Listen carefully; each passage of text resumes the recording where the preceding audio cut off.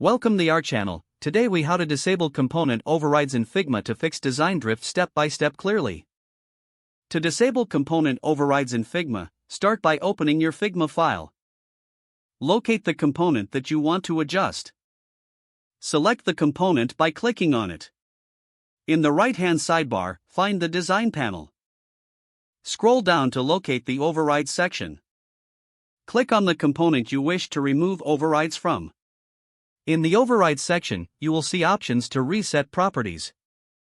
To disable specific overrides, click on the settings icon next to each property. Select Reset to revert the property back to the main component state.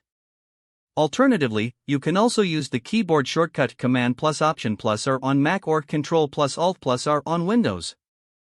After resetting, observe the component to ensure it reflects the main design.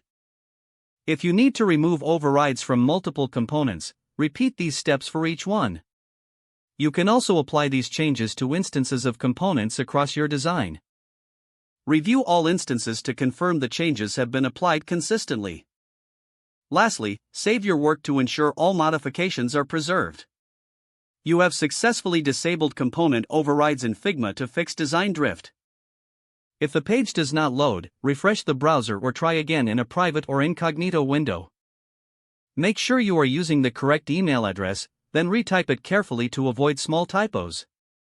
If your password is not accepted, use the reset option and create a new strong password you can remember.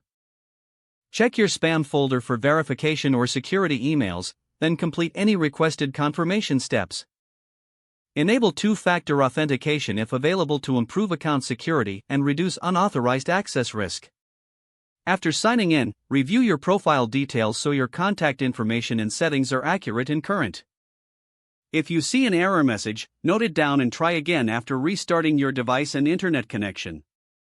Log out when you finish, especially on shared devices, to keep your account and payment information secure.